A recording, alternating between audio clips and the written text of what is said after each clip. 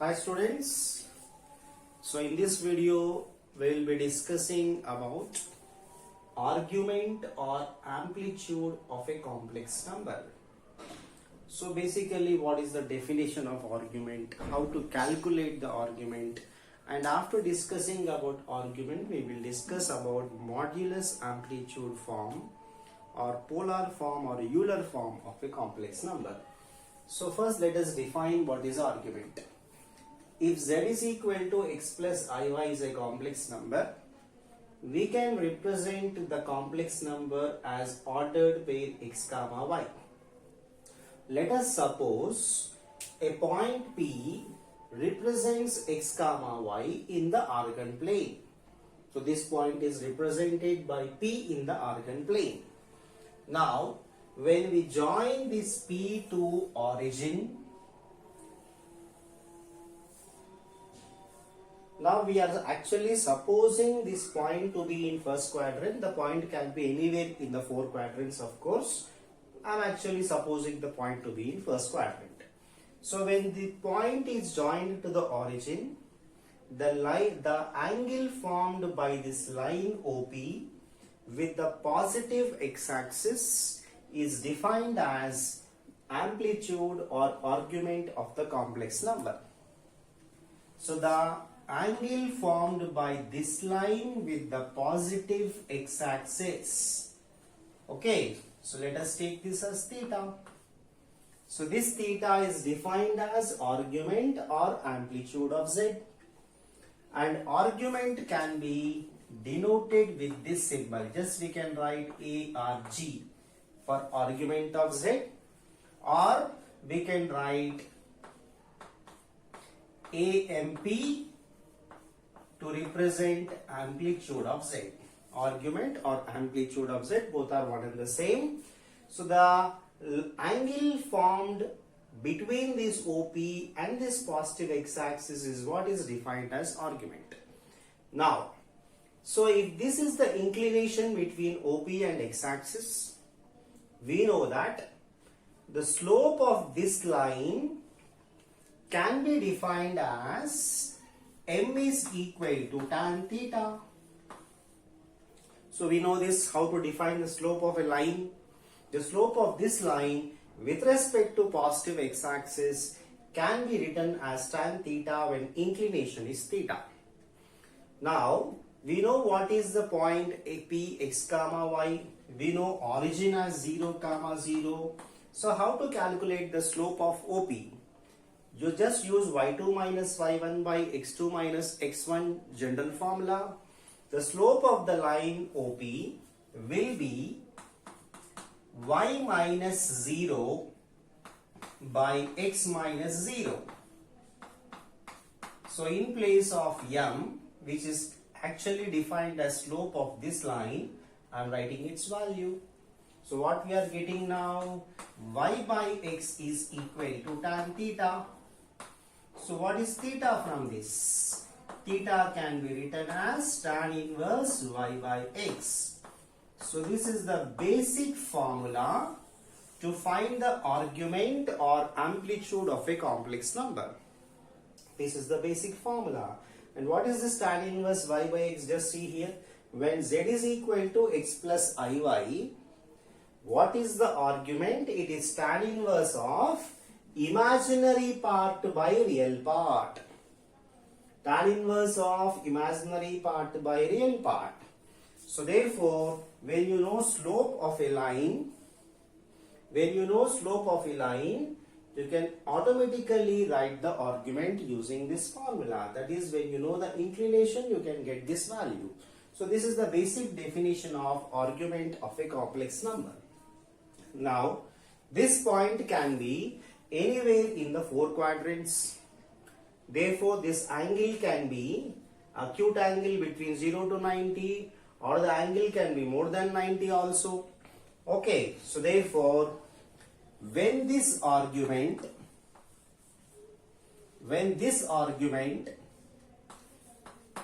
is taken in the interval minus pi to pi,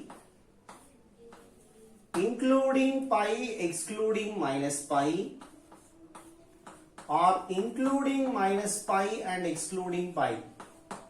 That means we include only one among minus pi and pi. So the argument which lies specifically in this interval is called as principal argument. So is called as principal argument or principal amplitude if it lies in this interval. And principal argument or principal amplitude of a complex number is always unique. That means there is only one theta which lies in this interval for any given complex number. Principal argument is always unique. Okay. So if theta is principal argument, for example, if theta is principal argument or principal amplitude, then any multiple of 2 pi plus theta, this is multiple of 2 pi, where k belongs to z, k can be any integer. So some integer into 2 pi, see, means any multiple of 2 pi plus theta is called as general argument or general amplitude. So general argument means any multiple of 2 pi plus theta, whereas principal amplitude is always unique, which lies in either this or this interval. That means between minus pi and pi we take only one, not both of them, because if we include both of them, this principal argument may not be unique. So this is the basic definition of principal argument and basic argument or general argument. Now let us see the argument values when z lies on the axis and when z lies in different quadrants of the coordinate plane.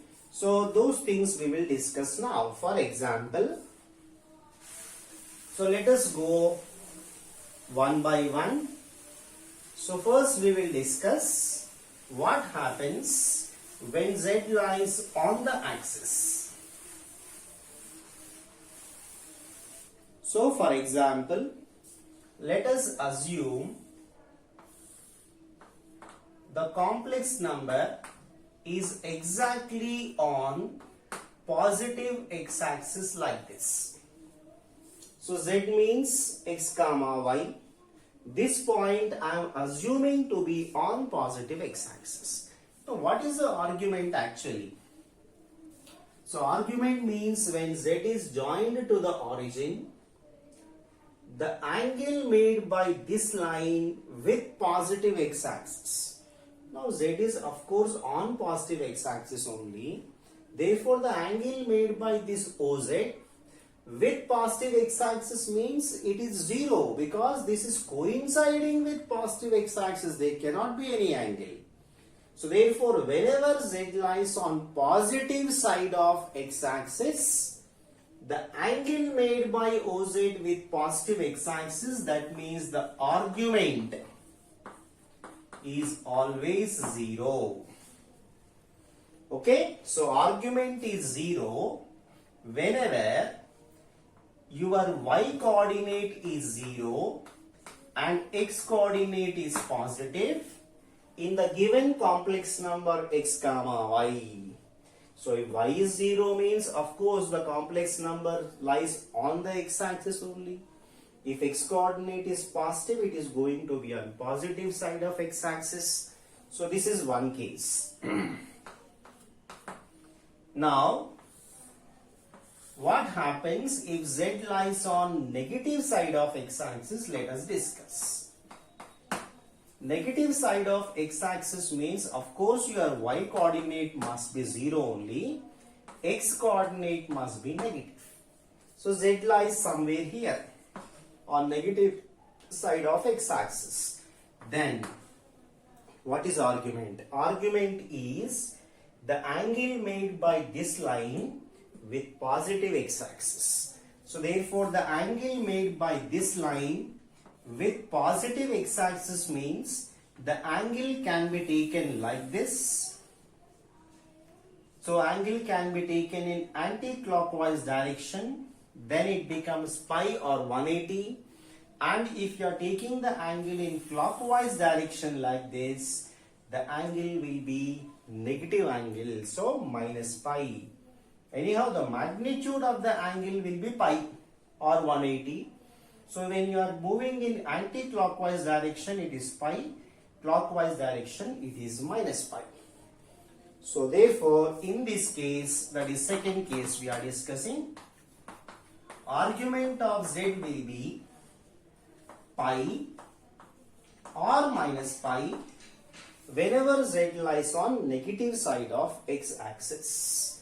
So these are the two cases when y is 0, that is when z is purely real.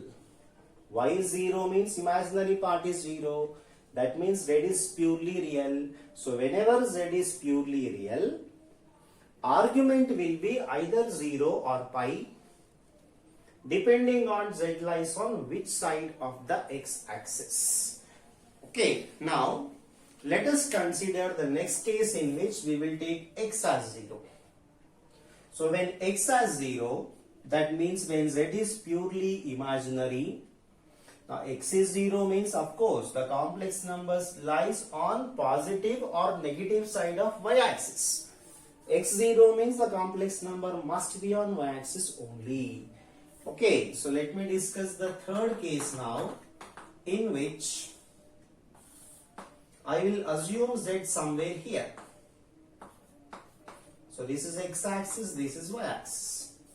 So if z lies on positive side of y-axis, that means when x is 0 and y is positive in the given complex number, what is the argument? The angle made by this line with positive x-axis. So angle made by this line with positive x-axis means the angle can be taken like this, which is pi by 2, or the angle can be taken like this, which is minus 3 pi by 2. Magnitude of this angle is 3 pi by 2. When you are moving in clockwise direction, angle is negative, no? So minus 3 pi by 2 or pi by 2. Okay. So argument will be either pi by 2 or minus 3 pi by 2 based on the direction of rotation which you are considering. Now, for example, if z lies or this point lies on negative side of y-axis, for example, somewhere here. So this is the origin. Okay, so what is our case now? When x coordinate is 0 and y coordinate is negative. Of course, then z lies on negative side of y-axis. So what is the angle made by this line with positive x-axis now? So this is the angle. Means if you are moving in anti-clockwise direction, 3 pi by 2. If you are moving in clockwise direction, magnitude is pi by 2, but clockwise no, so minus pi by 2. So therefore argument of z will be either 3 pi by 2 or minus pi by 2, depending on the direction of rotation we consider. So these are the 4 points to be remembered when z lies exactly on the axis. So what are they? If y is 0, that means if z is purely real, your argument can be 0 or minus pi or pi. So if x is, that is, if the real part is positive, argument is 0. If real part is negative, argument is pi. When x is 0, that means when z is purely imaginary. Whenever z is purely imaginary, the argument of z can be pi by 2 or 3 pi by 2 or minus pi by 2 off. So when z is purely imaginary and your imaginary part is positive, argument is pi by 2.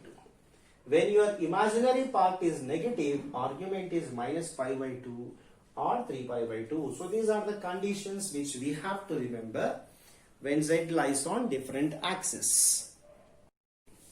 So let us discuss what is the modulus amplitude form or the Euler form or polar form. So let us take z is equal to x plus iy, ordered pair x comma y. Let P represents this point x comma y. Join O and P. Let us assume theta is the argument of this complex number z is equal to x plus iy. So let theta be the argument of z.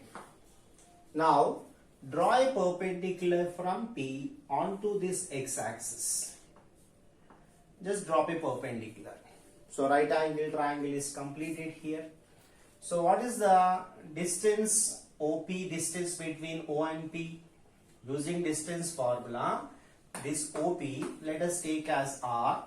This OP will be, using distance formula, under root x square plus y square, which is nothing but mod z. You know the formula of mod z. So when z is equal to x plus iy, this OP is nothing but modulus of z. So I am taking R as mod z. Okay, so from this right angle triangle, what is sine theta? Sine theta is, of course, okay, let me take the foot of the perpendicular as M here. So what is sine theta? PM, opposite by hypotenuse, that is OP. So from the figure, what is this PM? This PM is going to be y coordinate. This OM is going to be x coordinate of this point. So therefore PM means y by OP is R. Now from this right angle triangle, calculate cos theta. Cos theta means adjacent OM by hypotenuse OP. That means x by R. So sin theta is equal to y by R. That means y is equal to R sin theta. Cos theta is equal to x by R. That means x is equal to R cos theta. We are getting like this. So let me substitute this x and y values in the given complex number.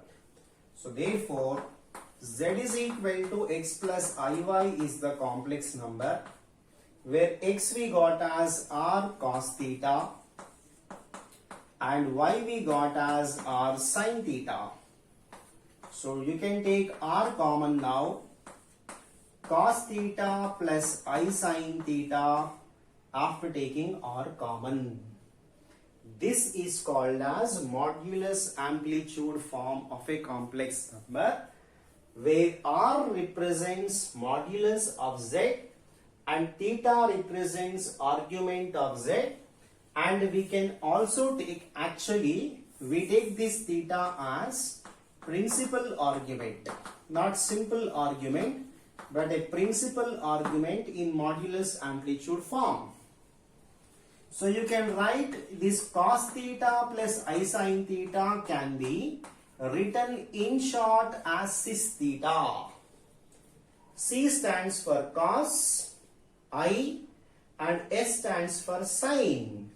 So cos plus I sin can be simply written as cis, or this cos theta plus I sin theta is also e power I theta.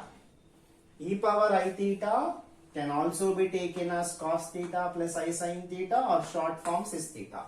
So this is called as modulus amplitude form, or you have different names for this, Euler form or polar form of the complex number. So different terms we have to define that. So modulus amplitude form of x plus iy is R into cos theta plus I sin theta, where R is modulus of the given complex number and theta is the principal argument of the complex number. So whenever we calculate R and theta of a complex number, you can write the modulus amplitude form automatically in this model. Now how to calculate theta, how to calculate r is the thing. Now to calculate r, it is very simple. R is mod z, principal argument. Now principal argument means this complex number denoted as x comma y can be in different quadrants. And principal argument always should be between minus pi to pi only. In this interval only you must take the angle. You can't take any angle.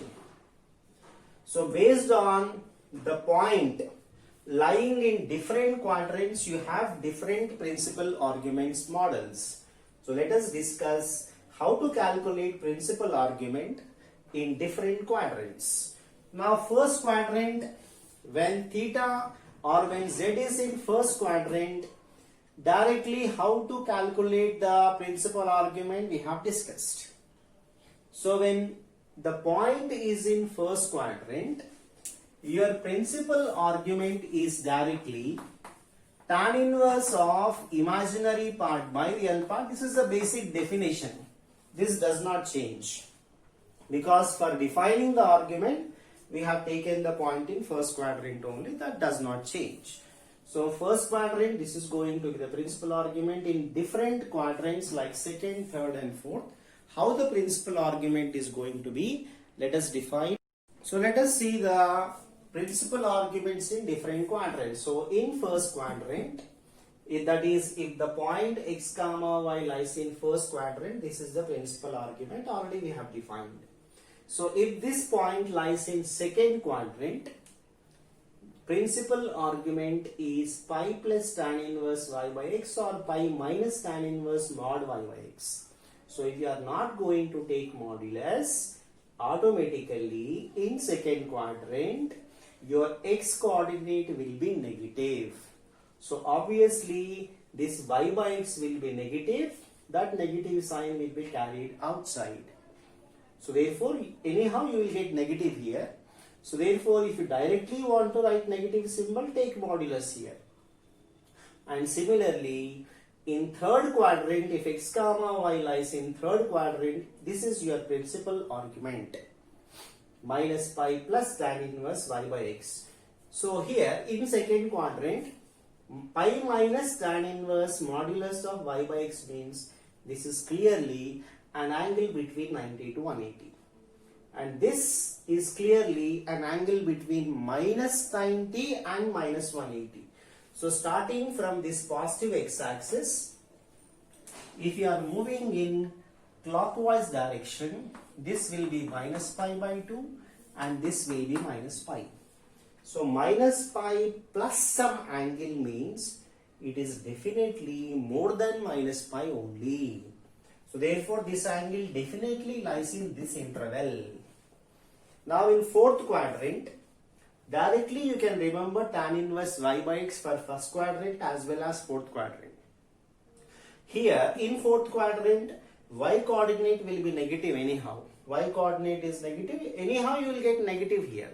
So tan inverse of some negative value you will get, so minus will be carried out.